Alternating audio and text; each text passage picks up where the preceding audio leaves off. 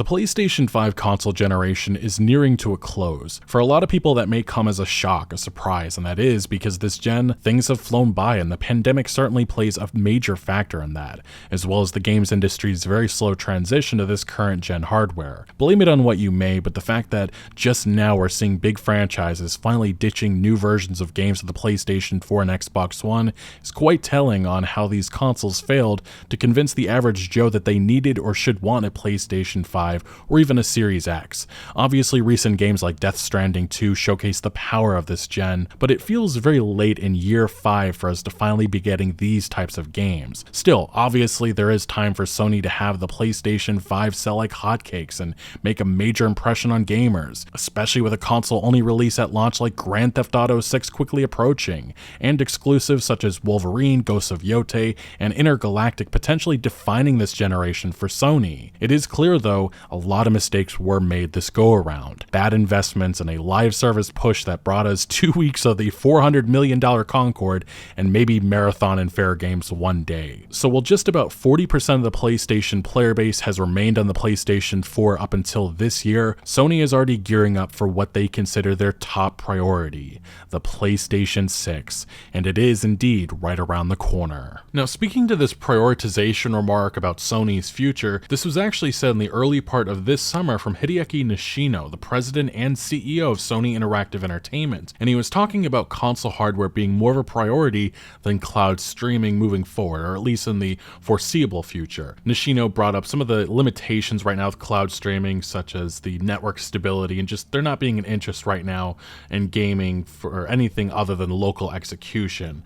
But Nishino went on to add that he could not reveal any details at the moment, but could confirm that the future of the platform is top of mind, and that PlayStation is committed to exploring a new and enhanced way for players to engage with their content and services. And Sony Interactive Entertainment Senior Vice President of Finance Lynn Azar took this a step further, adding to Nishino's comments by stating that they are still figuring out what the future of the platform looks like. Azar added that the traditional cyclicality has been reduced and large ecosystems across PlayStation 4 and PlayStation 5 provide recurring revenues. The future will also focus on continuing to drive a multi-generational ecosystem, providing new ways for players to access and engage with content. And this makes a lot of sense, especially when you look at the breakdown of users on the PlayStation 4 versus PlayStation 5. There's still 49 million people playing on their PlayStation 4s. It's not like the PlayStation 5 isn't selling like hotcakes. Just as of last week, they crossed 80 million total units. The gaming space has grown a lot. There's a massive interest in the PlayStation ecosystem, and obviously Sony is interested on giving these players more and more ways to access their games, not just on PlayStation, but also other platforms like PC and even Xbox, although the extent of that, they certainly seem like they want to limit it. Now, Sony is talking about their future, but it's not just them, Xbox as well. And Xbox's hardware architect just the last week said that they are wrapping up on the Xbox Series X/S generation, and he said also that he was excited and inspired by what is ahead for them. And funny enough, all the way back in 2022, when Xbox was having their trial over the Activision Blizzard merger, they actually revealed when this next generation was probably going to be starting. And this was leaked through court documents that accidentally got out, but Microsoft expect the next generation Xbox and PlayStation 6 to arrive right around 2028. And Sony's lead architect, Mark Cerny, the lead designer of the PlayStation Vita, PlayStation 4, PlayStation 5, and soon the PlayStation 6, kind of let slip that this time frame is probably pretty accurate. 2027, 2028 is probably when we're going to be getting this next generation PlayStation 6. And he said, what I'm trying to do is prepare for the next generation of consoles, so my time frame is multi-year there. So this multi-year timeline, again, suggests to analysts that they may be correct with the 2027 or 2028 forecast. Now, former PlayStation executive Shohei Yoshida, who recently was the former head of PlayStation's indie division, revealed during an interview with VentureBeat that he feels 2028 feels right for a potential PlayStation 6 release. Now, as this article from PlayStation Universe rightfully brings up, if Sony's next generation console were to arrive at around the same time as the previous hardware cycle dictated, then it would actually ship probably 2027, something which Yoshida-san said feels a bit too too early. However, he did make clear that he has no inside scoop on the PS6, but he did state if the next generation PlayStation comes out in 2028, that feels right to me. And we even got more indication from an unannounced game that got canceled. This was some internal documents that was leaked to Insider Gaming, but the unannounced Blade Runner game was in development at Supermassive Games and it was canceled. Insider Gaming learned that Blade Runner Time to Live, it was supposed to be a full release and it was planned for September 2027 on PlayStation 5, Xbox Series X/S, PC, and the interesting thing is they were gearing up for a launch for the Gen 10 Xbox and PlayStation systems, aka the PlayStation 6, and they were planning that in the fall of 2027. Just an interesting food for thought. Some of these development publishers have insight, and they also get some of the early dev kits and such, so maybe there was some indication from Sony that fall of 2027 is when the PlayStation 6 is coming. Right now that is up in the air, but we did get another insider, Kepler, earlier this year, who also he previously leaked specs for the PlayStation 5 Pro, but he said about the PlayStation 6 that it's already design complete and in pre-silicone validation. The first iteration of the console's chip, known as AO tape-out, is reportedly scheduled for later this year. If these claims hold true, the PlayStation 6 could be launched in late 2027, more indication of that 2027 date, following Sony's typical 2-year gap from AO tape-out to console release. And if you look at the breakdown of years for PlayStation's, launches with their consoles, the PlayStation 1 came about in 1994, the PlayStation 2 in 2000, the PS3 in 2006, and PlayStation 4 in 2013, the PlayStation 5 in 2020. So in the past it has been either 6 years or 7 years, but obviously with COVID and some of the circumstances that affected the gaming industry the last couple of years, some people have hoped for this to be extended a little bit further into the future, but it definitely sounds like we're going to be right around that 7, maybe 8-year mark for when the PlayStation 6 finally comes about. And even before then, we'll probably start hearing stuff about this, maybe come sometime next year officially from Sony. Don't fret, because that isn't someone at the door, but today's amazing sponsor, Enlisted, a squad-based first-person shooter that allows you through PvP and PvE combat to take command of a squad of AI-controlled soldiers and lead them into some of the most pivotal battles of World War II, and massive clashes against the squads of other players. With over 400 weapons, tanks, and aircraft, with infamous tanks like the German King Tiger to obscure guns like the American Johnson LMG, Enlisted offers an extensive arsenal for players to unlock and equip. For fans of military history and those looking for a realistically modeled experience, join a bustling community for free on PC, PlayStation, and Xbox. Gun down foes, fly planes, drive tanks, construct fortifications, call in artillery, take control as a medic, and much more. Enlisted awaits you on the battlefield. To take part in the action, do so by following my link in the description or pinned comment down below to sign up and get started now. New players on PC will also receive a special bonus pack that includes multiple items, 4,000 silver, and 3 days of premium account. It's available for a limited time only, so jump in today. Now, it is worth mentioning that analysts have been discussing some of the price points because this is going to be a major topic of discussion with the PlayStation 6. But Matt Piscatella of Circana and analysts said, long story short, yes, I'm expecting prices on new console hardware to continue to increase.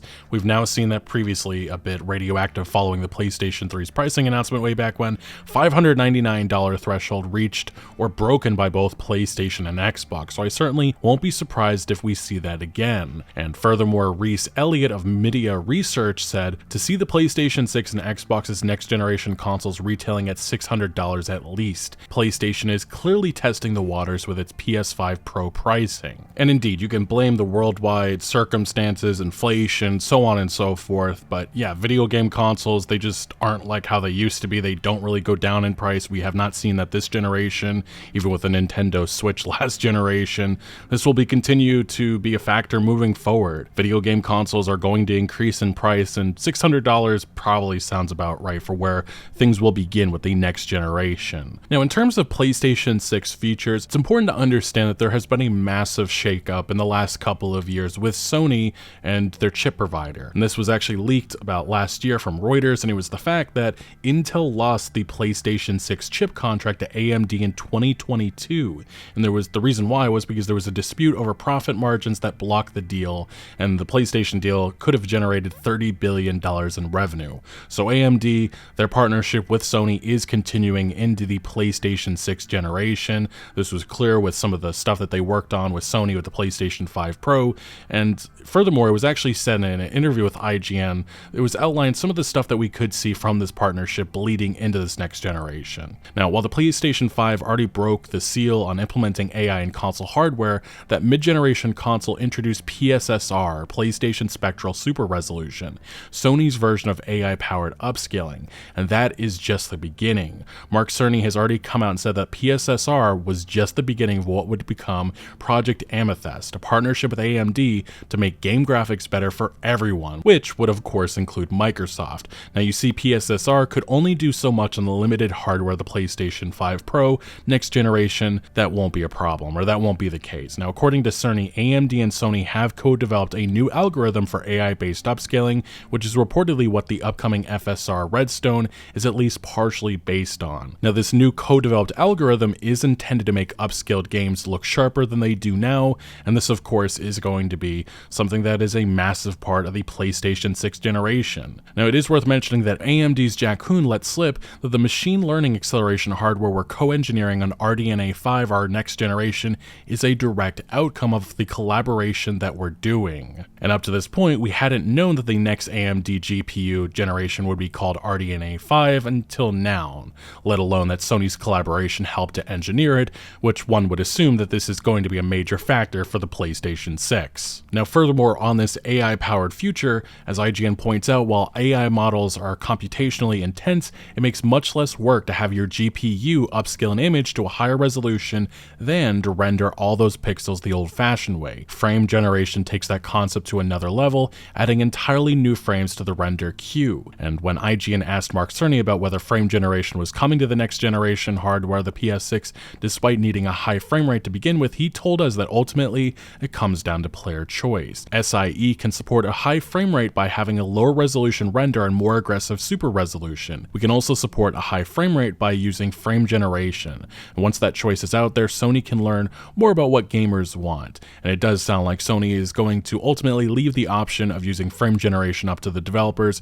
We provide tools for developers, Mark Cerny said. Now, while these interviews and quotes coming from Mark Cerny give us an idea on the future of the PlayStation 6, we got much more that just came the other day from tech YouTuber Moore's Law is Dead, who reviewed recently an internal AMD and Sony documentation which outlined the PlayStation 6's hardware targets. These are internal documents that came from 2023, so they are of course subject to change, but Moore's Law is Dead has been correct many times in the past on information like this, especially with Sony hardware, so this likely is what Sony is targeting or planning for the PlayStation 6 moving forward.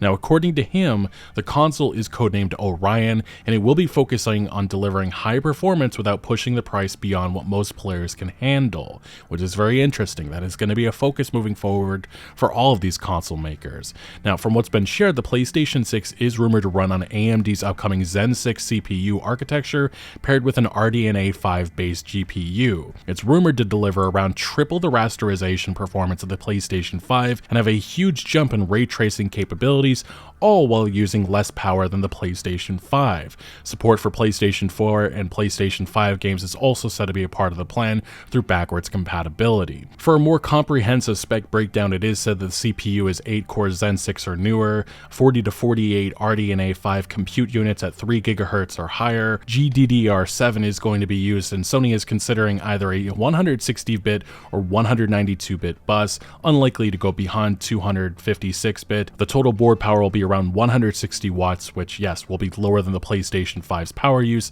a big focus it seems moving forward, and even for the PlayStation 5 as of late. And yeah, backwards compatibility, there was no mention to PlayStation 3 or earlier, unfortunately, and the overall design goal is said to be high ray tracing and efficiency focus rather than max CU counts for raster performance.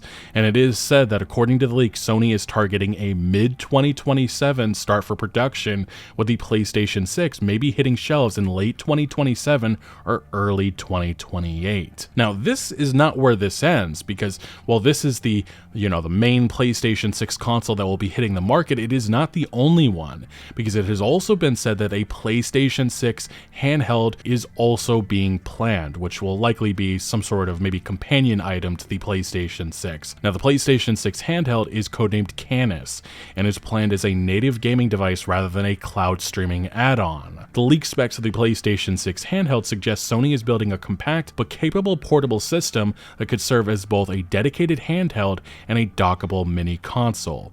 It's designed to be efficient enough for a smaller form factor while still packing enough performance to run modern games at a solid level, with ray tracing potentially outpacing even the PlayStation 5. It's expected to support PlayStation 4 and PlayStation 5 titles through backwards compatibility, use LPDDR5X memory, and offer multiple storage options including both microSD and M.2 SSD expansion. Now again, for a more comprehensive spec breakdown, it is said the CPU is 4 Zen 6C cores, 12 to 20 RDNA 5 compute units at 1.6 to 2.0 gigahertz, 16 gigabytes of LPDDR5X, 7500 plus on a 128-bit bus, and it is said the estimated power draw is only at 15 watts thermal board power, which probably indicates that it's not going to be a massive behemoth of a handheld device, maybe even smaller or similar to the size of the Switch 2. The performance target is about half the PlayStation 5's rasterization performance, but potentially stronger in ray tracing due to RDNA 5 improvements. On backwards compatibility, it's noted the PS5 and PS4 support, but with PS5's low power mode for better performance matching, and some of the other hardware inclusions is dual microphones, haptic vibration, USB-C with fast charging, and video output, speculated to allow docked play on TVs, which could be huge for this being a portable, more affordable option, acting as a mini home console for gamers. And for when this handheld will hit the market, it's the same as the main PlayStation 6 console or the Orion project. Both the PlayStation 6 and handheld are planned again for manufacturing in mid-2027, with a release window of late 2027 or early 2028, according to this documentation. And the handheld price, the leak suggests that Sony could be aiming for a price somewhere in the $400 to $500 range, putting it directly against the Switch 2, which makes a lot of sense. And there's also speculation right now that a console-only variant of the same APU could be sold for even less, potentially acting as a budget PlayStation 6 model in the $299 to $350 range. And this handheld makes a lot of sense, especially with Sony's strategy of trying to give the PlayStation experience to everybody. Microsoft obviously has their own handheld coming very soon with the Xbox ROG Ally X, and Sony obviously wants to get in on that as well. We've seen Steam, their success with their Steam Deck, and of course the Switch has been a massive behemoth for Nintendo, and it makes sense that these console makers, both Xbox and Sony, want to get in on this now. This current PlayStation 5 console generation saw Sony doing some really unthinkable decisions, especially their live service push. Last generation, they were known for their nitty-gritty single-player experiences. This time around, they had a number of, first-party single-player studios working on live services that never even saw the light of day. God of War Online, Last of Us Online, games that we'll never see. We obviously saw giant disasters such as Concord, and then some questionable experiences on the way that could end up being with that similar fate, such as Fair Games and Marathon. There has been a massive strategy shift within Sony, and in an interview this summer from Herman Hulst, one of the lead Sony executives, he kind of gave away that this strategy is on purpose. They're trying to broaden their appeal, and he said that we have franchises that appeal to a range of different player segments. Horizon, it's a good example. It has been very popular with female players. Astrobot from our lovely team Asabi in Tokyo has been a hit with children and adults alike. This strategy, this broadening appeal, is something that will continue into the future, and we're going to see more games that are made for different types of audiences moving forward. If anything, and I'm sure a lot of people may disagree with this perspective, but at least it's one that Sony seems to have adopted, and it's that they weren't satisfied just with what they accomplished with the PlayStation 4. They want to expand that further. And I suppose they view accomplishing that goal through broadening experiences, whether that be live services or more female or family-friendly centric games. And that of course is not limited to just gaming experiences, but it's also with the ways and places where PlayStation games can be played. Because for one, we have a PlayStation 6 handheld likely on the way, and we've also seen Sony this generation especially releasing a number of games on PC with ports. And even as of late, we've seen some ports over to the Xbox. So Sony's strategy is definitely changing, but Herman Hulst this summer did say that PlayStation is being really thoughtful about picking which games to port to PC. And it's not going to be every experience moving forward. And even on this note, Sony's CEO Hideaki Nishino answered that PlayStation execs signal that they will not be pursuing a multi-platform strategy like Xbox. Instead, they'll be sticking to their existing hybrid traditional strategy and high performance focus. He said, "We are confident and committed to our current strategy. There isn't an urgent need for us to pivot, but we will continue to monitor play patterns appropriately as required." As we near the end of the PlayStation 5 console generation, we do have an idea on some of the games that are coming in the next year or so, but we also have some games further out that are likely going to be releasing for the PlayStation 6. But in the immediate future, looking to 2026 and beyond, we have Naughty Dog's Intergalactic, the Returnal follow-up Sorrows is also being planned, and even Marvel's Wolverine should eventually appear. These are probably going to be PlayStation 5 games, but beyond that, Sony Santa Monica is said to be working on a new game, which is not a new IP, but it might feel like one. This is being directed by Cory Barlog, and it's a mysterious new title that could be a launch title for the PlayStation 6. It's also been said that Star Wars Knights of the Old Republic, you remember that remake that was in development, it still is in development. Little Big Planet developer is also working on a new IP, Media Molecule's next game. Sony's Firesprite is said to be working on a dark horror game to be from an established IP. Insomniac Games is said to be having 3 games in development right now, one of those of course being Wolverine, the next likely Spider-Man 3, and some people believe that a new Ratchet & Clank is on the way, maybe even a launch title for the PlayStation 6 as well. And despite what Naughty Dog has said in a number of interviews and some of the reports, we all know that The Last of Us Part 3 is coming, and some leakers have indicated that it is in the works, and it is probably going to be coming next generation. But one game that we do know for fact is coming next generation, and it has been said by the creator himself, Hideo Kojima, it's that Physant is 5 to 6 years away and will be a PlayStation console exclusive. This is something that was announced last year alongside Herman Hulst. Hideo Kojima finally getting back into the world of espionage, a Metal Gear-like experience. He right now seemingly is focused on his horror title OD, which is a partnership with Xbox, but even Kojima just recently said that the game is right now in the conceptual stage, so yeah, it is years away, but this will be a PlayStation 6 experience. If it's anything like Death Stranding 2, I think we're in for a treat. So indeed, the next generation of consoles quickly approaches, and one would hope that Sony doesn't repeat the same mistakes they made with this current gen. Having must-play, must-want games that actually take advantage of the console hardware advancements is something many of us are hopeful to see in the early PlayStation 6 lifecycle, not towards the end like we have seen here with the PlayStation 5. And before we do wrap things up, I want to again thank the sponsor of the video, Enlisted. Check it out now for free on PC and consoles, and use my link in the pinned comment or video description to get started. New players on PC also receive a special bonus pack with my link that includes the Colt New Service Revolver, 4,000 silver, 3 days of premium account, and even more items to give you a head start in the action. Anyway, the PlayStation 6 is on the way. It's on the horizon. What are your expectations? What are your thoughts? Let me know down in the comments section below. But thank you for watching. Make sure to leave a like if you did enjoy this video, or if you found any informative value. Consider subscribing for more videos like this, and I'll see you later.